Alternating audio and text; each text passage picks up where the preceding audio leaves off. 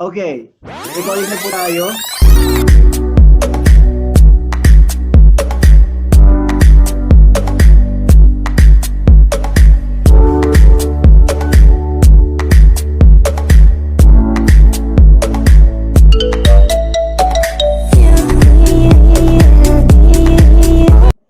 Hi guys, and welcome back to my vlog. So this is Mr. Brian. I'm an OFW teacher here in Dubai. And welcome to Teachers Talk, episode 10. And tonight, Dubai time, we are very fortunate to have with us our Filipino teachers who's teaching in America.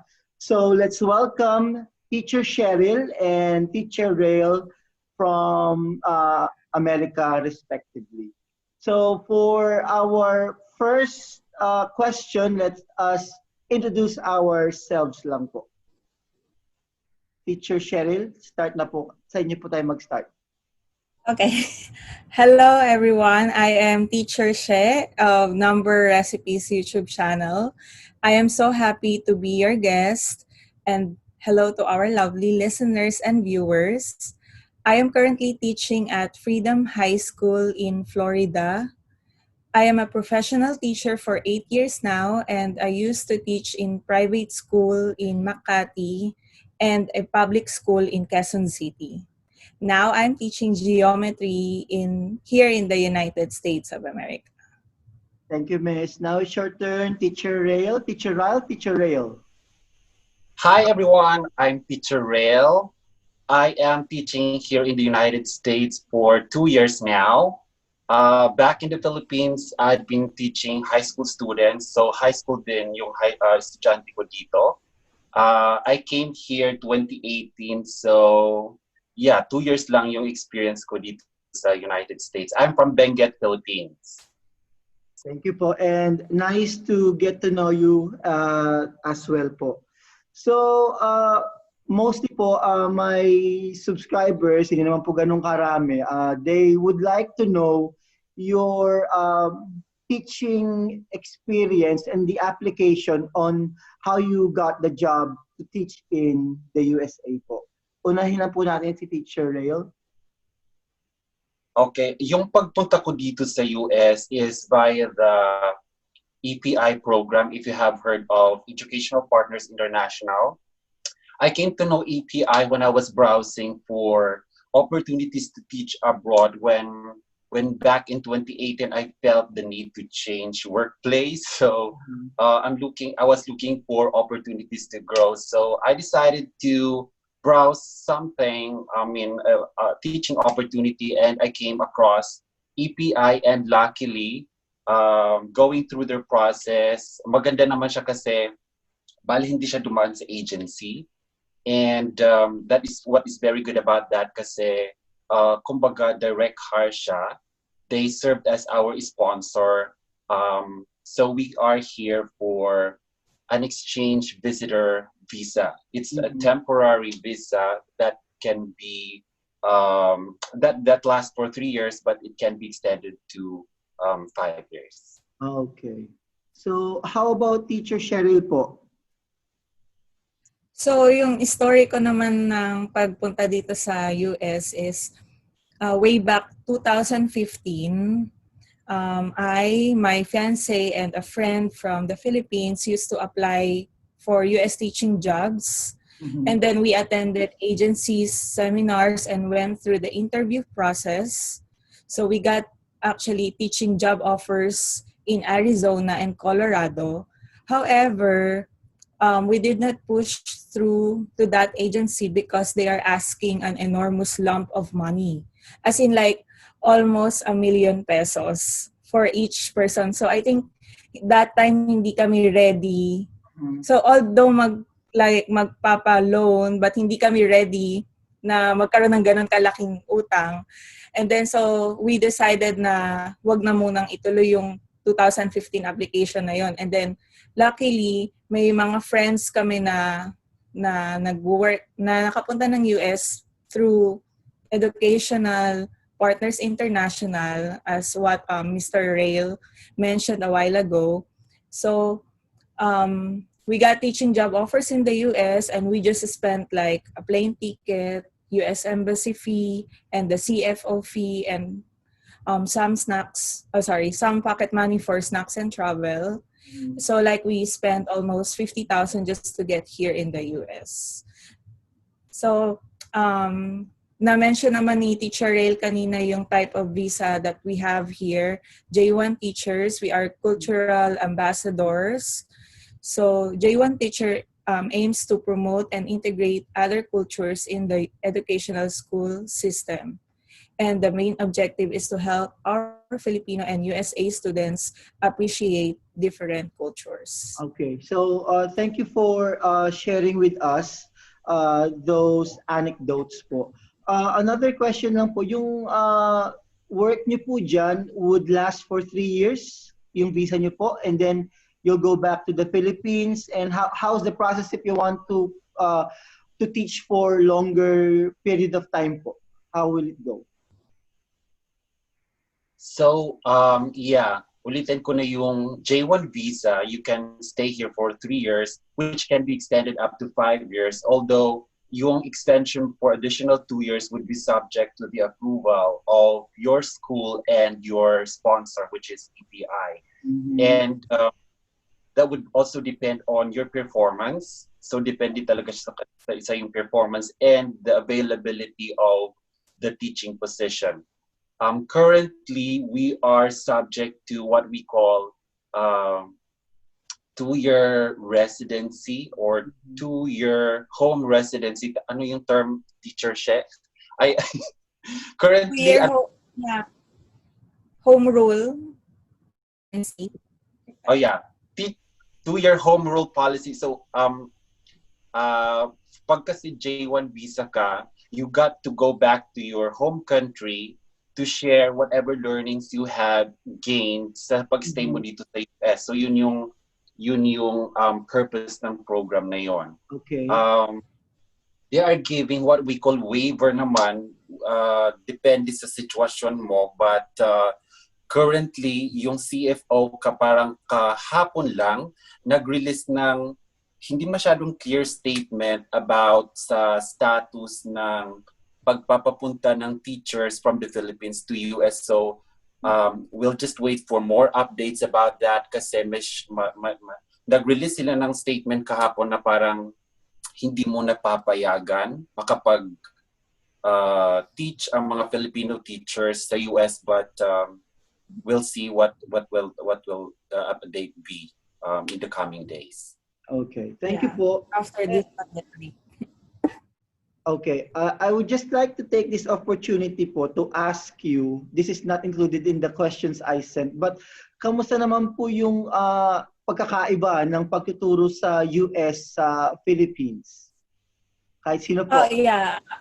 Sige, I can say that teaching in the US is different from teaching in the Philippines. So of course, every student has different needs that teachers need to address. So ganun din, iba-iba yung needs ng estudyante na kailangan i-address ng teacher so that they can maximize learning. And then teachers should have creative ways to produce concepts and topics to students. Sir. Oh, okay. Iba siya in the sense that iba yung mga estudyante mo. I mean, iba yung cultural background ng mga estudyante mo. So when it comes naman sa content, may similarities, may konti-konting differences, but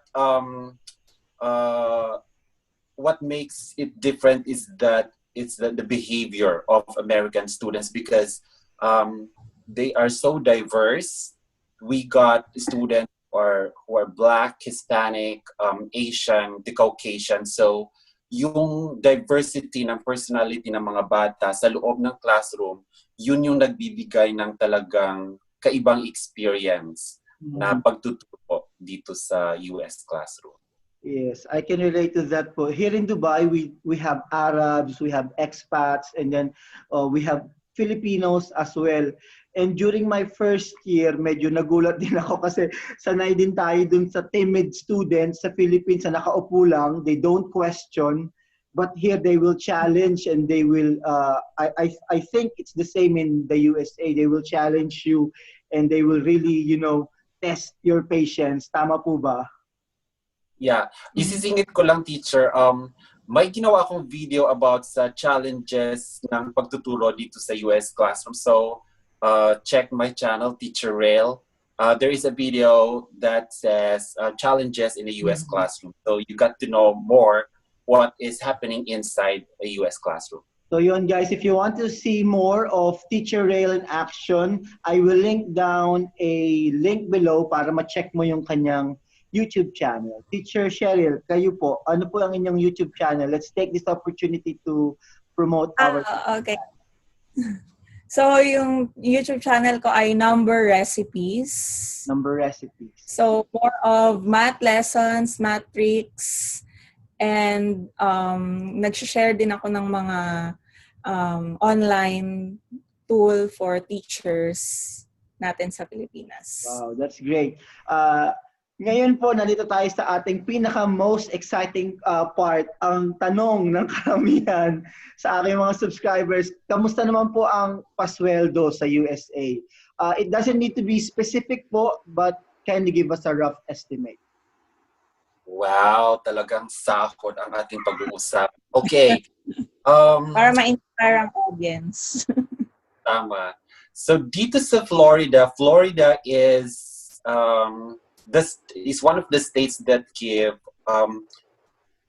the lowest teacher salaries sa buong United States. So ang masasabi ko lang last year, the starting rate ng teacher is about $39,000 a year. So annual siya, and then that $39,000 is divided by 10 months. You are only paid for about 10 months. You don't receive salaries during vacation. So yun yung isang challenge dito kasi, for example, ngayon, June, July, we don't give a salary. So ibabudget mo yung $39,000 mo for housing, for food, for car, for insurance. Pag hindi ka marunong magtipid, medyo dihado yung $39,000 mo. But sir and miss, may mga ways naman po. You can do other jobs like tutorial or online selling just to, get by. Pwede naman po yun. Si EPI, since we are exchange teachers here pala, kaiba siya kasi hindi siya working permit, working visa. So you are only allowed to teach. You can do another job, however, it has to be related to teaching. So currently, kami, parang si Teacher Shedem, we do not have other jobs aside from yung teaching position namin kasi regulate na you cannot engage in other jobs that is not related to teaching. Okay. Idadagdag lang din, sir, yung salary system ng Florida is based on the expertise and the number of years of the teacher. So, kung mas malaki yung experience mo, so pwedeng mas malaki rin yung i-offer sa'yo. And then, available siya online, very transparent yung Florida about salary. So may salary grade online, makikita mo kung kung magkano yung matatanggap mo kung ganitong years of experience ang meron ka. So yun naman yung kagandahan din sa kanya. So I would just like to repeat, sir, ma'am, $39,000 per year. Tama po? Starting. Oh, by the way, this year pala, nag-increase siya ng $1,000, right? So, yeah. Ang rate ngayong year is 40,000. And what we are looking forward for an increase. However, yung kasi kay COVID na to, medyo na-delay yung mga talakayan about that concern. So, we'll still see. Thank you po. Sa ating mga viewers times 52. That's times 52. Tama po, no? Yeah. Sa mga mahina sa matulad ko, kaya ako nagkumuha ng Kaya ang major ko English kasi mahina ako sa math. It's Anyway, still yes, sir. rewarding. It's still rewarding naman siya. If you know how to budget, if you know how to budget well, then you're good. You should be good. Thank you, sir and Miss. And anyways, for our fourth question, kindly give us a glimpse lang po on to the teaching condition of your school despite of this pandemic. Paano po tayo nagtuturo?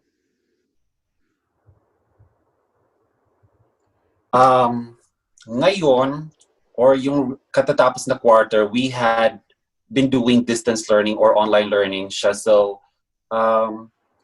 the Orange County where we are, hindi masyadong difficult yung naging transition namin because each student has a device already given to them. So may kanya-kanyang device, yung mga bata, kanya-kanyang laptop. Ang naging challenge lang is yung ibang bata, walang internet connection at home, but the school or each school gumawa na siya ng remedy to provide solutions to that one. So online learning yung naging paraan ng fourth quarter namin hanggang sa matapos. Isa sa mga naging challenge is yung pag-contact sa mga parents at pag-contact sa mga estudyante kasi there came a time that students no longer log in. Parang siguro i-equate natin sa hindi sila prepared for distance learning. Hindi sila prepared doon. So medyo naging challenging on their part and on the part of the teachers and parents as well. Baka maidagdag si Teacher She. Sheryl, kayo po. And then, yeah, I agree to that na lucky naman, fortunate naman yung yung county namin or yung district namin dahil may 1:1 laptop naman ang mga estudyante and nagawa naman ng paraan yung mga walang internet, nagsisend ng mga module for the students. Ang napansin ko lang this distance learning is makikita mo yung mga estudyanteng nag-excel sa klase mo, sa loob ng classroom mo, na pagdating sa distance learning or online class, biglang hindi na gumagawa ng mga assigned tasks mo.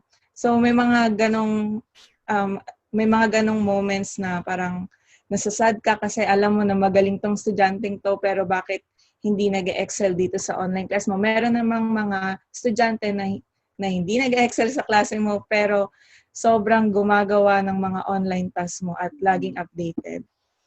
Dagdag lang na question po, sundot lang, which do you prefer, online or traditional?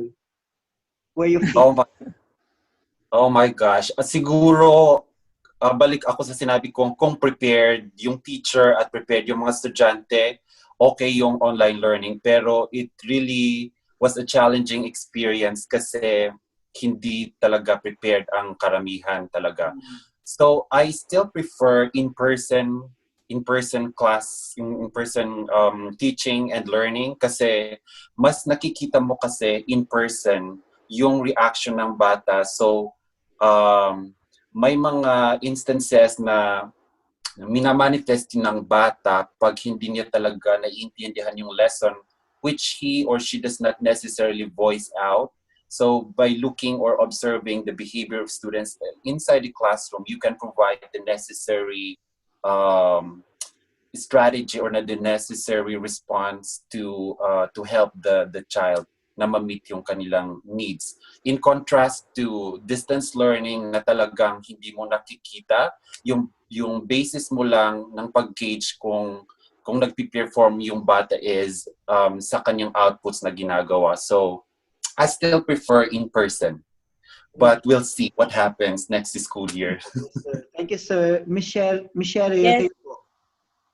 Yes, kung dito nangyaring pandemic na to, prefer ko pa rin talaga yung face-to-face sa classroom. Kasi makikita mo, yun nga, katulad nga rin ng sinabi ni Teacher Rayl, makikita mo yung estudyante mo, makakausap mo right away kung nakikita mong distracted siya or kung kung nag-enjoy siya dun sa klase mo or sa turo mo, ma-appreciate ka niya. So I think mas maganda pa rin na kaharap mo yung estudyante mo. I want to add, sir, pala, ang kagandahan ng online yung pagtuturo namin is I got to avoid yung too much headaches sa classroom behavior. Yun naman yung naging isang kagandahan nun kasi you don't have to deal with misbehaviors inside the classroom na parang at the end of the day, yung previous quarters, yun at the end of the day, medyo may sakit sa ulo ko dahil may mga maraming misbehaviors na naiwasan ngayong online learning. Yun lang yung isang parang naging advantage ng distance learning. That's true, sir. We're down to our last... Yes, miss. Idadagdag ko lang. Siguro kaya naman ako namimiss ko rin yung klase kasi okay yung estudyante ko ngayong nakaraang school year. Sobrang walang masabi na sobrang okay talaga sila. As in, na gumagawa sila ng mga work and behave properly talaga sila sa klase. Yun. So, bilang teacher kasi it's one of the major challenges talaga natin bilang teacher, yung makuha talaga yung attention nila to listen and to do yung pinagagawa natin. Kasi talagang at this age and at this time, maraming mga high schoolers po ba yung tinuturuan ninyo? Tama. Opo, marami po ngayon talaga attitude eh. Kumbaga parang mas magagaling pa sa atin kung talagang pag attitude at attitude lang ang labanan. Correct. Thank you for sharing your experiences. We're down to our last two questions. Share your most memorable experience as a teacher lang po and any advice you would like to give to aspiring teachers who want to teach abroad. My memorable experience, parang ang dami, basta ang dami naman, pero ang nag-stand out is number one, when students got to acknowledge you, yung parang after years na dumaan siya sa'yo and then may communication pa rin na sinasabing, "Hi teacher, you really made a change in my life." Na naaalala ko yung mga pagtuturo na ginawa ninyo noon na aking ina-apply sa buhay ko ngayon. Second one is when they got to acknowledge your efforts, when they got to acknowledge the care, when they feel that you care sa kanila, yun yung mga parang priceless na experience ng isang teacher. Miss Sheryl, kayo po, most memorable teaching experience so far? Yeah, aside from what Teacher Rayl mentioned, siguro isa rin memorable yung etong online learning, yung pati parents, yung nagme-message sa'yo ng super thank you sila na nagki-care ka pa rin sa anak nila or sa estudyante mo. So, I think yun din ay isang precious moment for me. And then, hindi ko alam kung paano ngayong taon, pero every year kasi nagko-conduct kami ng cultural activities wherein nag-share kami sa mga estudyante at maraming estudyante ito ng US. Nag-share kami ng mga food, dances ng Filipinos. So, hindi ko alam kung anong mangyayari ngayong year, kung paano namin i-conduct yun. Pero yun kasi yung isa rin sa mga memorable experience ko dito sa US, yung activity na cultural activity cultural ng mga Pilipino. activities. Promoting the Philippines na po, culture. Yes, exactly. Sobrang saya ng mga activities na yon. So last po, ang ating last question, any advice to aspiring teachers na gustong magturo sa abroad tulad natin? Advice ko lang sa inyong mga kapwa guro na gusto magturo dito abroad or wherever. Number one is mental preparedness siguro. You got to prepare, no? You know the culture of the place where you will be teaching. Read facts about it so that you could easily adapt to the culture, to the situation you are into, you will be into.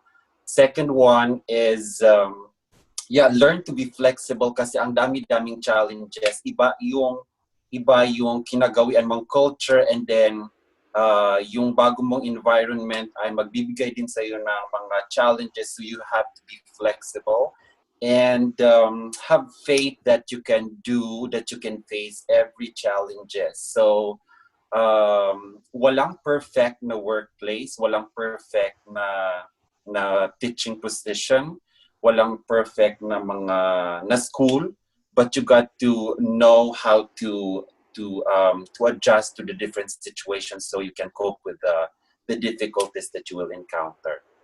Just keep on dreaming. I would say that you should try teaching abroad because teaching abroad may help to gain more knowledge on teaching.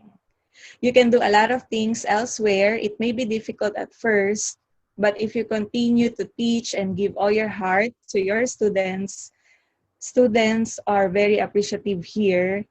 They know if you are doing your best in your work. So that's all. Ayun, gusto ko lang pong magpasalamat kay Teacher Rayl at kay Teacher Sheryl for gracing our show tonight. And honestly po, listening and sharing experiences with teachers like you, nagkakaroon po ako ng bagong point of view sa pagtuturo, being very seasoned na rin in the profession. You're giving me new insight kung paano yung teaching profession ay talagang nakakapagbago ng buhay. So muli, mabuhay po kayo, mabuhay po tayo, mabuhay ang mga Filipino OFW teachers. And please guys, don't forget to subscribe to their YouTube channel and to this channel as well. And comment down below if you have any suggestions for future collaboration sa mga susunod nating videos. Muli guys, maraming salamat. Bye! Thank you so much, sir, and yeah, see you sa YouTube. See you, sir. See you, miss. See you. Thank you.